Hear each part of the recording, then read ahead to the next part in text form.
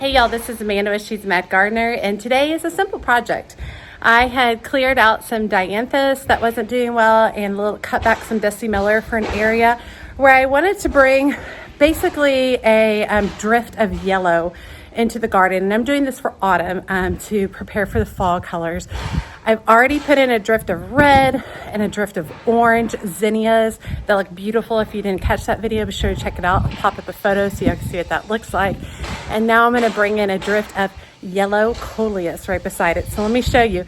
As a reminder, make sure you hit that subscribe button and that notification bell, and make sure you drop me a comment. Give me a thumbs up. Looking forward to hearing from all of y'all.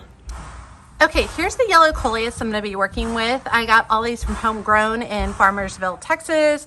They are just the little small 3-inch pots. One full flat cost me $18.99, I believe. I used some of them in some pots over here, in some autumn pots that I put together. But the rest of these, let me show you where these are going to go. Okay, you see this drift of orange and this drift of red zinnias I put in just a couple of weeks ago, and they have filled in beautifully. And now I have this negative space right here. My dianthus is still not doing really well. Decided to leave this patch, see what happens.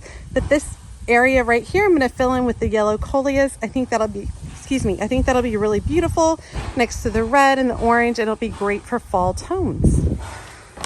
As always, I'm going to be utilizing my plant tone fertilizer for each plant to make sure that I give it a little boost to carry it through the rest of this season.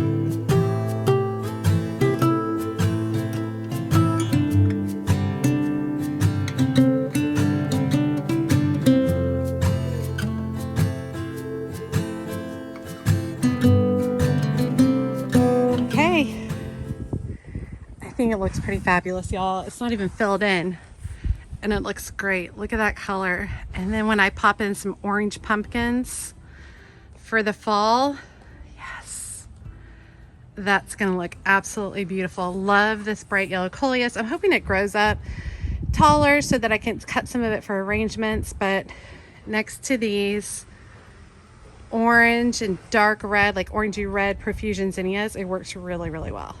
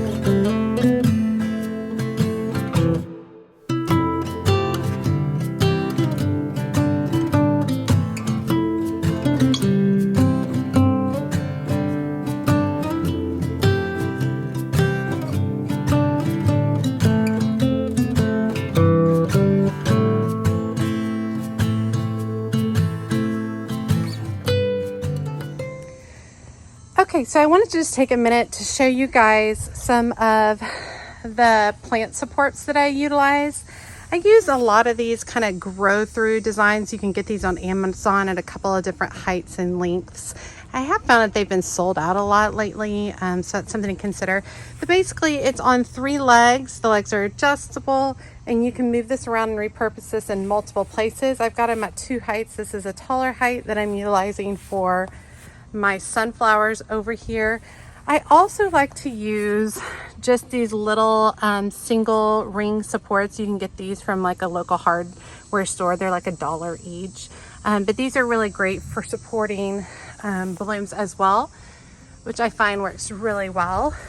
Over here, I've already got my zinnias. Ideally, this would be like the time where you'd be setting up plant supports like this before the plants are growing up tall enough. These, I had to kind of work the plants into the grid, but this will do a great job supporting all of this, especially when the winds for autumn start to blow through. Okay, thanks so much for joining me today. And as always, she's a mad gardener or decorator or anything else that she wants to be. Thanks, y'all.